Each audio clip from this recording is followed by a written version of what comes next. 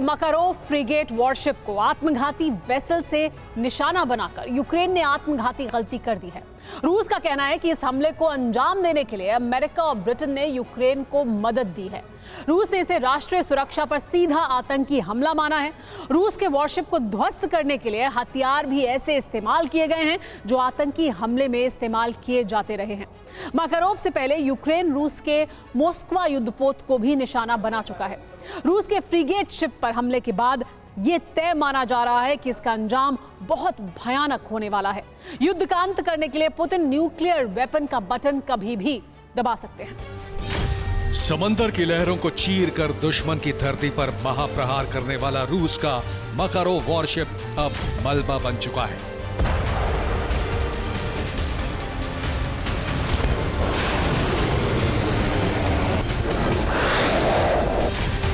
सागर में रूस की शक्ति का प्रतीक यूक्रेन के हमले से ध्वस्त हो गया।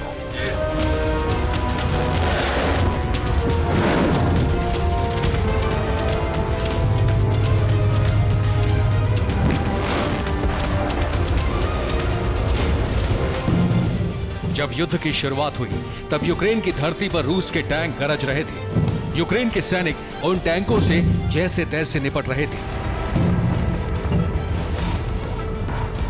जगह जगह यूक्रेन चौकियां बनाकर रूस के अटैक एडवांस को रोकने के लिए जुगत लगा रहा था।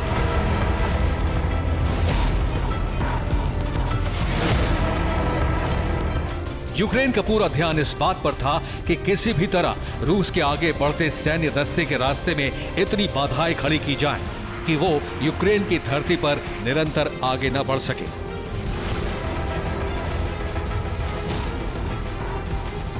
काफिले की रफ्तार रोकने के लिए खाइयां खोदी गई। टैंक रोकने के लिए एंटी टैंक बैरिकेड्स, हेजहॉग्स लगाए गए।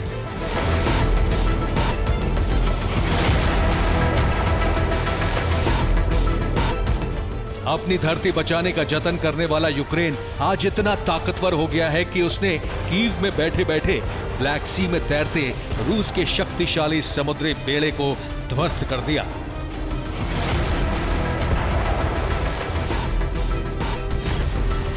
ये तस्वीरें देखिए। ब्लैक सी में एक रिमोट कंट्रोल स्पीड बोट तेजी से आगे बढ़ रही है और उस पर हमला किया जा रहा है।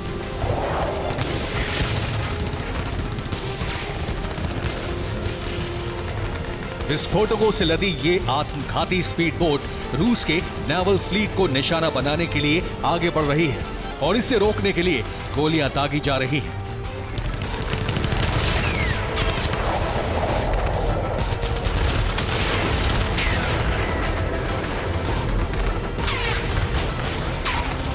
अब इस दूसरी तस्वीर को देखिए।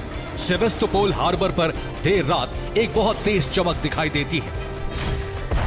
ये तेज चमक यूक्रेन के बारूदी विस्फोट की गवाही दे रही है जो रूस के मकारोव वॉरशिप को टारगेट करके किया गया। रूस के नेवल फ्लीट पर हमला करने के लिए यूक्रेन ने कई हमले किए। इसमें अंडर वाटर ड्रोन का इस्तेमाल भी किया।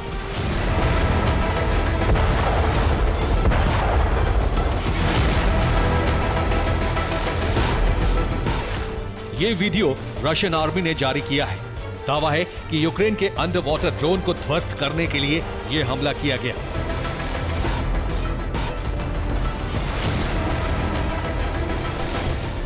रूस के मुताबिक हमले के लिए यूक्रेन ने 9 ड्रोन इस्तेमाल किए।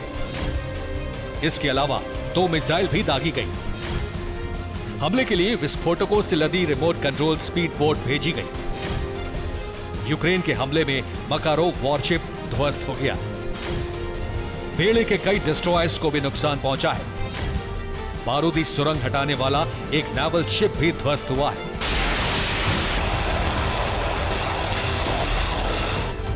यूक्रेन की कभी हिम्मत नहीं थी कि वो रूस के गढ़ क्रीमिया में घुसकर उसके नेवल फ्लीट को निशाना बना सके, लेकिन ऐसा हुआ है तो ये पुतिन के लिए बड़ा झटका है और साथ ही ये संकेत भी कि यूक्रेन की सेना को कई देशों की हाईटेक सेना की मदद मिल रही है।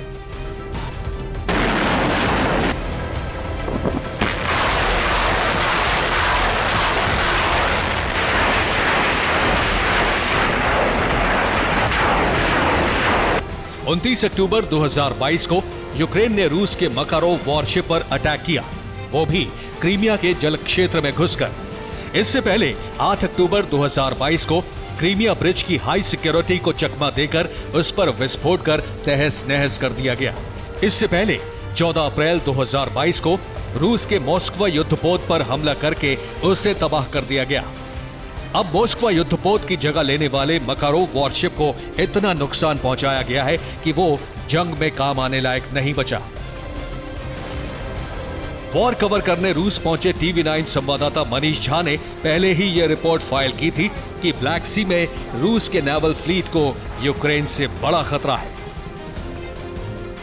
वो कहते हैं ना कि किसी राजा की जान एक चिड़िया में बसती है, उसी तरीके से प्रेसिडेंट पुतिन की जान उस जगह में बसती है जहां पर अभी TV9 की टीम मौजूद है। जी हां, यह सेवास्तोपोल है। कि कहा जा रहा है कि यूक्रेन ने यहां पर हमला करने के लिए कुछ विशेष किस्म के घातक हथियार जुटाए हैं, और जिसमें से एक है एक ऐसा ड्रोन जो बोट की तरह है, जो लगभग 112 किलोमीटर प्रति घंटे की रफ्तार से चलती है, और वो छोटी नाव जैसी है और उसमें विस्फोटक भरे होते हैं, और उस विस्फोटक से वो किसी वॉरशिप के पास जाकर टकराकर और वहां पर धमाका कर सकती है और इस तरीके से वॉरशिप को डुबो सकती है। जैसा मॉस्कोवा के साथ हुआ वैसा यहाँ पर किसी भी वॉरशिप के साथ हो सकता है।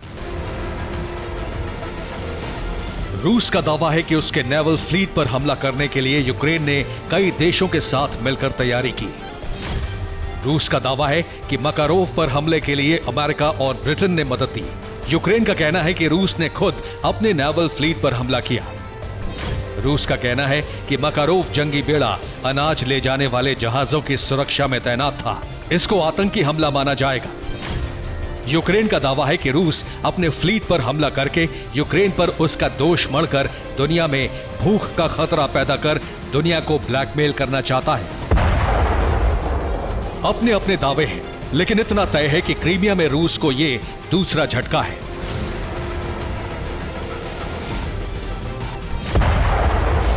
पहले क्रीमिया ब्रिज और अब नेवल फ्लीट। 2014 से क्रीमिया रूस के कब्जे में है और तब से यूक्रेन ने इस जमीन पर एक गोली तक नहीं चलाई।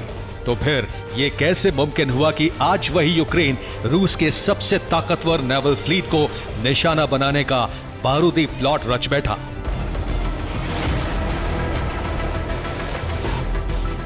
रूस को मिले इंटेलिजेंस के मुताबिक इस हमले की पूरी तैयारी की गई थी।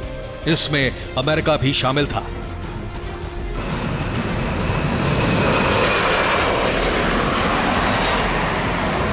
रूस का दावा है कि हमले के लिए अमेरिका के टोही विमान P-8 पोसाइडन की भी मदद ली गई।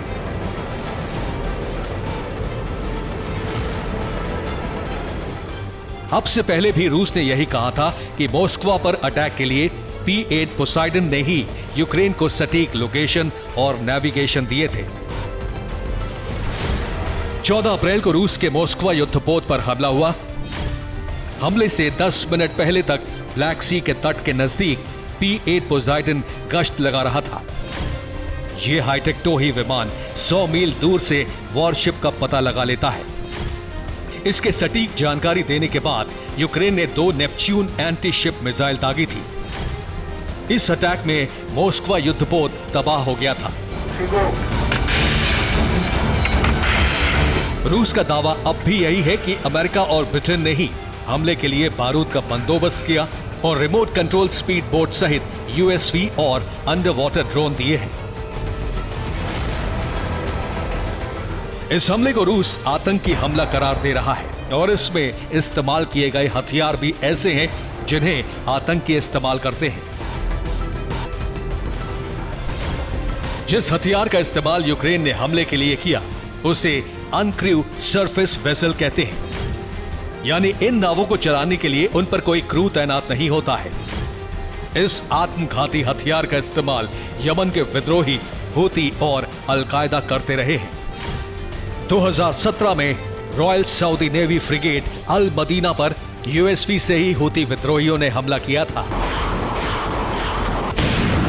आतंकी संगठनों के मददगार देश ही उनको इतने हाईटेक हथियार पहुंचाने में मदद करते रहे हैं। अब इन हथियारों का इस्तेमाल यूक्रेन के लिए जंग में किया गया है। ताकि यूक्रेन पर हमले का आरोप भी ना लगे और रूस की ताकत पर चोट भी की जा सके। Bureau report, TV9 Bharatvarsh.